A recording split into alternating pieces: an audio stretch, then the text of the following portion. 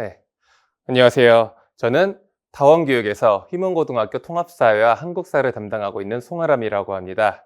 이제 드디어 휘문고등학교 중간고사가 끝나고 저희가 이제 어떻게 나왔는지와 그리고 앞으로 기말고사를 그럼 어떻게 대비할 것인지 한번 알아보도록 하겠습니다. 먼저 통합사회부터 알아보겠습니다. 일단 이번 중간고사가요. 객관식이 24문항이 나왔고 주관식이 3문항이 나왔는데 이 단원별로 살펴보면 1단원에서 총 4문항 그리고 점수로는 13.8점이 이제 배점이 됐고요.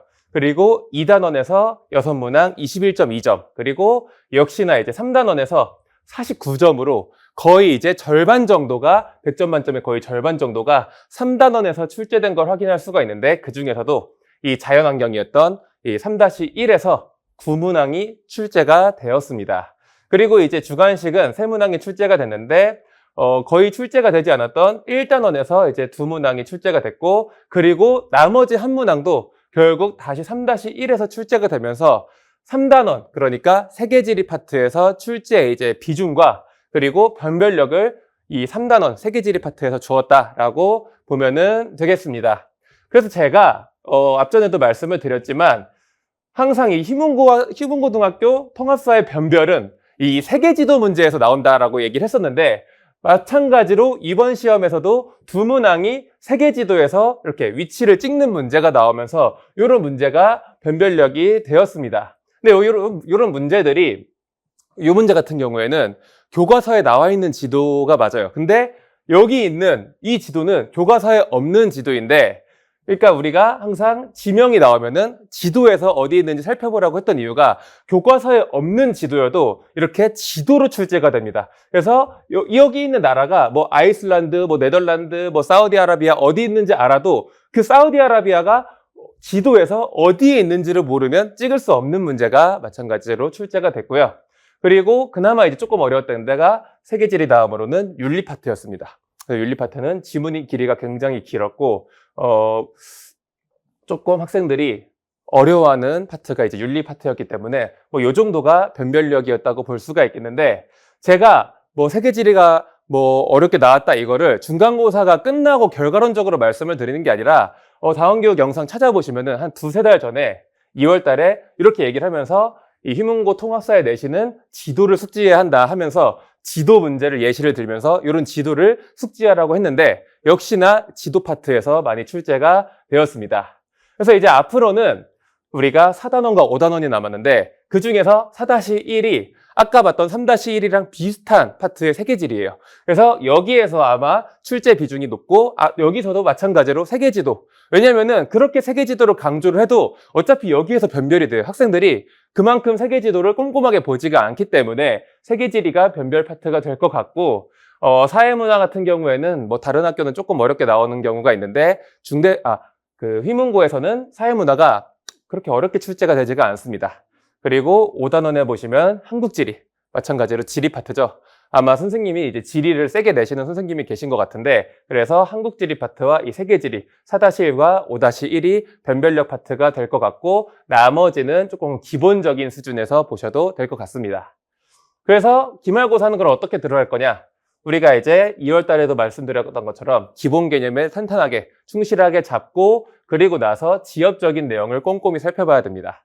왜냐면은 휘문고등학교 통합사회 같은 경우에는 교과서에도 나오지만 학교 프린트에서도 이제 시험이 나오기 때문에 교과서의 내용과 프린트의 내용을 꼼꼼하게 자료로 정리해서 계속 문제로 풀면서 지엽적인 내용까지 다룰 거고요.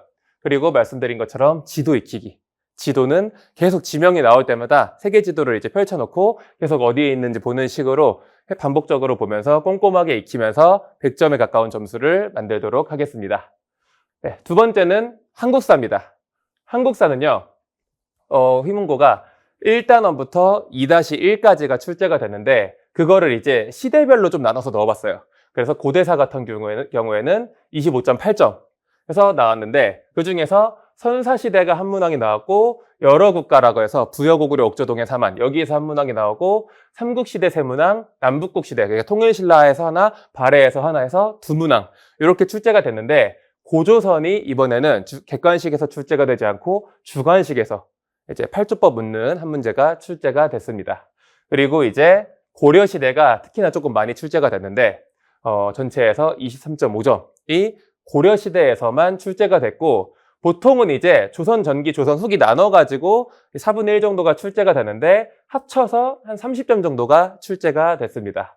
그리고 나서 이제 주관식 문제도 조선시대에서는 하나도 출제가 되지 않았고, 고려시대 하나, 그리고 발해 하나, 그리고 아까 말씀드린 고조선에서 하나 해가지고 총 3문항이 출제가 되었습니다. 그렇게 해서 이제 여기까지 2-1까지가 휘문고 한국사 시험이었는데, 여기 2단원은 우리가 보통 테마사라고 하죠. 그래서 대외관계사, 그리고 경제사, 사회사, 사상사, 문화사. 요 파트는 조금 일단 넘어가고, 이 근현대 파트를 이제 학생들이 또 어려워하기 때문에 여기부터는 정말 더 촘촘하게 연도별로 꼼꼼히 볼 겁니다. 제가 2월 달에 이제 말씀드린 것처럼 휘문고 이제 한국사는 지도와 순서가 변별 문제가 출제가 된다고 했는데, 역시나 중간고사 때도 이 순서 문제가 변별로 출제가 됐습니다. 얘 같은 경우에도 보시면 대가야는 이제 신라 진흥왕, 금관가야는 법흥왕, 그리고 우상국 지증왕, 성왕이 관산성에서 전사한 게 진흥왕이었어요. 그래서 우리가 왕들의 순서를 알고 있으면은 지증왕 다음 법흥왕 다음 진흥왕인데, 문제는 진흥왕이 기역 리을에서 두 개가 나오면서 진흥왕 안에서도 그런 순서를 알아야 되나? 라고 이제 혼동이 될 정도로 이 사건을 조금 빼곡하게 출제가 됐는데, 이제 나머지를 다 풀고 정신을 차려보면은 사실 객관식에서는 고를 수 있는 답이 4번밖에 없었습니다. 그래서 이런 순서 문제가 출제가 되고요. 그리고 요건 이제 고려시대 문제였는데, 지금 만적의 난이 출제가 됐어요. 고려시대 무신집권기 때 반란이다 하고 이제 풀려고 했더니, 지금 여기에 있는 모든 거의 선지가 무신집권기 때 내용을 묻고 있죠. 그래서 무신정변부터 해서 망이 망소이의 난, 김삼이 효심의 난, 여기 있는 만적의 난, 이 모든 반란이 다 무신집권기 안에서 일어난 난이에요. 그러니까 그 안에서도 순서를 물어보기 때문에 제가 항상 이 난을 얘기할 때 망이 망소이, 김삼이 효심, 만적의 난을 순서대로 설명을 한 이유가, 이 순서를 일부러 외우려고 하지 않아도 그냥 배운 대로 하니까 망이 망소이, 김삼이 효심, 그 다음 만적이네 해가지고 이 친구도 그렇게 써놓고 김삼이 효심 다음으로 찍어가지고 맞췄거든요. 그러니까 이 전근대사는 사실 엄청나게 세세한 순서를 다 일일이 암기하면은 시대가 너무 길다 보니까 공부량이 훨씬 더 늘어나요. 근데 이제 제가 항상 말씀드리는 거는 한국사는 공부량을 좀 줄여가지고 다른 과목을 또 같이 공부할 수 있게끔 밸런스 패치를 해야 된다라고 했는데, 그래서 이 순서를 외워라라고 하는 게 아니라 항상 제가 설명을 할 때마다 망이망소이, 김삼이호심, 만적의 난, 이 순서대로 설명을 하기 때문에 그냥 그것만 잘 들으면은 자연스럽게 찍을 수가 있는 문제였고, 사실 얘는 쉬운 문제는 아니었고 굉장히 어려운 킬러 문제였다고 보시면 되겠습니다. 네, 얘도 마찬가지로 순서 문제가 나왔는데, 이 고려 말에서 조선 초로 넘어가는 려말선초는 위화도, 과전법, 조선 건국 순서가 나온다고 했는데, 마찬가지로 위화도해군, 그리고 이제 과전법, 그리고 조선 건국, 요게 이제 순서대로 나오면서 요 순서만 알아도 얘를 몰라도 또 여기 보기에서는 풀 수 있게끔 이제 선지가 배치가 됐습니다. 그래서 이런 것들이 이제 킬러 문제였고, 마찬가지로 이것도 결과론적으로 말씀드리는 게 아니라 그 전부터 이런 순서 문제가 나온다고 예시를 항상 들면서 제가 설명을 했고, 이 방법대로 공부한 친구들이 고득점이 나왔을 것으로 예상이 됩니다. 그래서 제가 통합사회도 그렇고 한국사도 그렇고 저는 이제 예상 난이도 이런 것들을 얘기하지 않는 이유가, 요렇게 맞게끔 이제 공부한 친구들은 체감 난이도가 굉장히 밑으로 떨어졌을 거고, 근데 그냥 무작위로 공부한 친구들에게는 이게 또 체감 난이도가 중상에서 상까지 올라갈 만한 문제였기 때문에 항상 체감 난이도는 어떻게 대비하냐에 따라서 좀 나눠집니다. 그래서 체감 난이도가 일괄적으로 이렇다라고 말씀드리기는 조금 어려울 것 같습니다.